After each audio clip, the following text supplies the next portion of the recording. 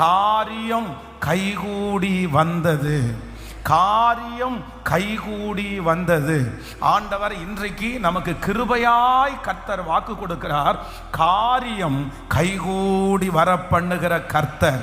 ஆமேன். இதற்கு முன்பாக எந்தெந்த காரியங்கள் எல்லாம் உங்களுக்கு கைகூடி வராமல் இருக்கிறதோ, எந்தெந்த காரியங்கள் எல்லாம் தடையாய் காணப்படுகிறதோ, பல நாட்களாய் பல மாதங்களாய் எதெல்லாம் நீங்கள் அனுபவிக்க முடியாமல் இருக்கிறதோ, கர்த்தர் இன்றைக்கு கிருபையாய் வாக்கு கொடுக்கிறார்.